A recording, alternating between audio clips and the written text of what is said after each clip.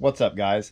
So we've done a few videos now on the actual measures we install in the house, the crews, things like that.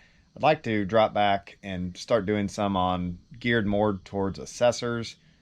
This is going to be pretty specific to assessors and in general, assessors that are brand new to the job. So, when I started my job, the crews were busy doing work. The assessor that was there had already left. There was really nobody there to train me. I couldn't get into our training center to start classes for several months, and I was lost for a lot of that. So I read all our manuals, our standards. Fortunately, had a good friend I could call when I got too deep in the weeds. But coming from the trades, I was already pretty good at intaking houses, breaking down very big things into very small pieces, and working my way through it.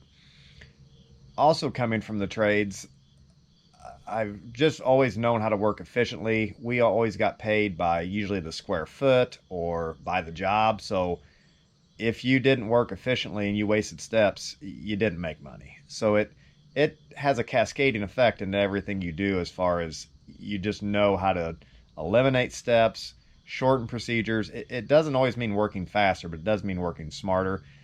And I found, just in having to create my own workflow for assessments, some cheats along the way that helped me, just little tricks and things that I found made an assessment go a little smoother.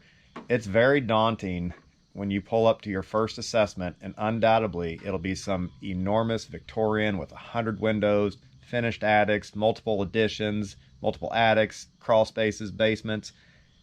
You want to put the car in reverse and leave.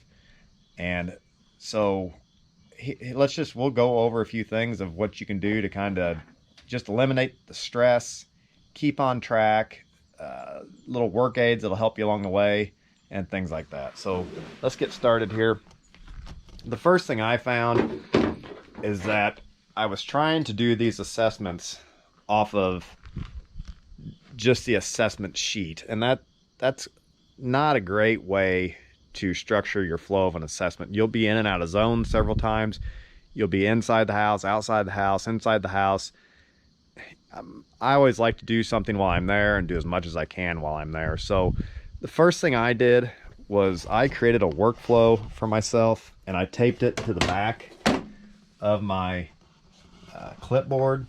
So if I'm out there and I feel like it's easy to go into a basement and you're just down there to assess the basement. Pretty soon you've got the furnace torn apart and you're intaking it when you shouldn't be.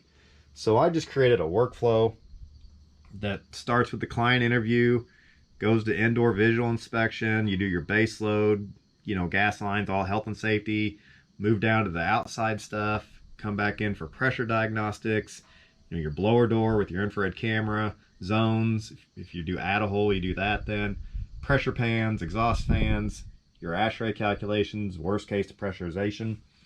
And there's a reason we do it in this order. If you end up with worst case depressurization, it puts you in your CAS zone, your combustible appliance zone. So one step kind of spills into the next there. And then after that, we do the mechanical intake, things like that. And then we end with the client interview. So the reason I did this is, like I said, if you're out there and you got your assessment form on here and you're going through things and you feel like you're getting lost, it's pretty easy to flip this thing over and just look at, where should I be right now? I'm in the attic and I should be, outside. So, that's just kind of the first thing I did, was create that. And then on this side, I taped all the things and how we fund them, what allowable measures are. The last thing you want to do is call for a furnace that doesn't qualify, and then your agency gets a disallowed cost of, $4,000, $5,000, $6,000.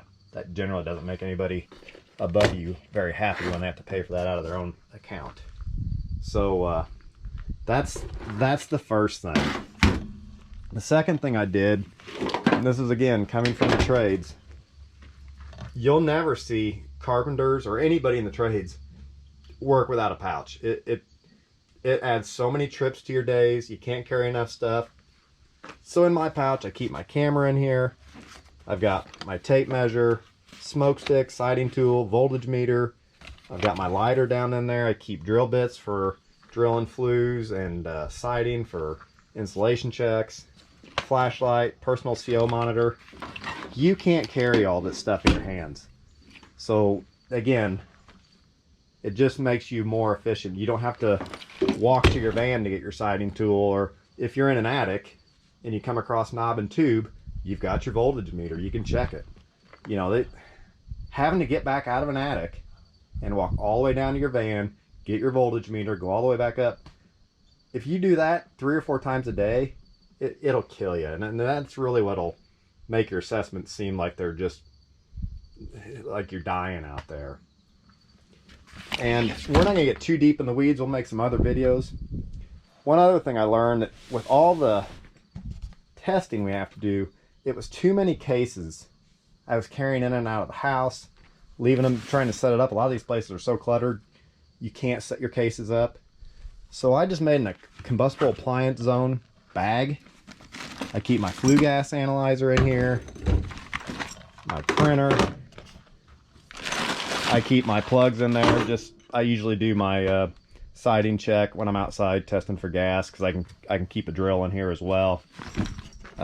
Headlamps. I got my gas sniffer, plugs.